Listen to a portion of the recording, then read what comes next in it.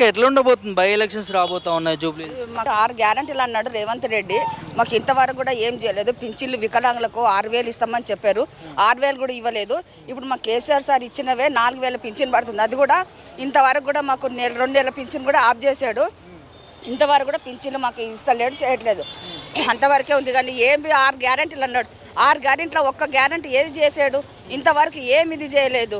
మేము gas free అన్నాడు, current bill free అన్నాడు, ఏది లేదు. గ్యాస్ కూడా 900 తీసుకుంటున్నాడు. గోపీనాథ్ సార్ ఉన్నప్పుడే మాకు చాలా ఇది ఉంది. ఆయన వచ్చినప్పటి నుంచి అయితే మాకు ఏమి ఇంత ఇది లేకుండా ఉంది. ఫ్రీ బస్సు కొట్టుకొని గుద్దుకులాటనే ఉంది. ఫ్రీ బస్ కూడా అది కూడా అర్థం కాకుండా పోతుంది. అది ఎందుకు పెట్టిండో కానీ మరి ఆ బస్సులు వెంటనే అమల్లోంచి తీసేయాలని మేము కోరుకుంటున్నాం. కాంగ్రెస్ గెలుస్తుందా బీఆర్ఎస్? బీఆర్ఎస్ఏ గెలుస్తుంది. కాంగ్రెస్ ఏం పనులు చేసిందని గెలుస్తాడు ఆయన? వాళ్ళే కదా మరి. వాళ్ళు ఉన్నా కూడా ఏం పనులు చేసిండు? వాడు ఏం పనులు చేయలేడు కదా. ఏదైనా పనులు చేసి ఉంటే ఎట్లనైనా గెలుస్తాడు. దొంగ ఓట్లు వేయించుకొని అన్ని చేసుకొని ఇట్లా గెలిచిందంటే ఏముంది? ఏం లేదు సార్. మాకు ఆయన చేసిన పనులు కూడా మాకు ఏం లేవు.